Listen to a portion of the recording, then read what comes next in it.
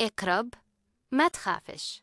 أنا شايفة قدامي دلوقتي طاقة غريبة بتحيط بيك، طاقة مليانة عيون، بتراقب وبتحسد وبتسأل عليك من غير ما تتكلم.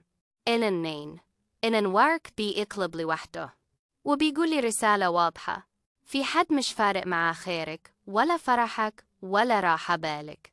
بوز حد مختبي ورا شاشة بيشوف كل خطوة بتعملها، وبيشوف كمان صور عائلتك، أولادك وأقرب الناس ليك. شايفة حاجات ما ينفعش أسيبها من غير ما أقولها. شايفة عين لازقة، عين مش بتنام، وبتقرب أكتر كل ما تنشروا تفاصيل حياتكم على السوشيال ميديا. علشان كده اسمع كلامي كويس، لازم تبعد أغلب عيلتك عن السوشيال ميديا فوراً. مش ضروري تقطع، لكن خبي وقلل واحمي. الطاقة اللي حوالينك دلوقتي محتاجة هدوء، محتاجة اختفاء شوية. مش كل حد يعرف أخباركم يستاهل يعرفها. أنا شايفة طريقين قدامك، واحد فيه راحة وستر، والتاني فيه مشاكل ونفس حاسد ليل نهار.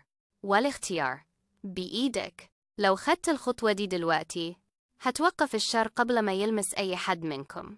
إن never mentor clusters. ولو تجاهلت التحذير، العين هتقرب أكتر وتسرق منكم فرحة ورا فرحة. خليك واعي وخد بالك من عيلتك قبل ما أي حد ياخد باله منكم.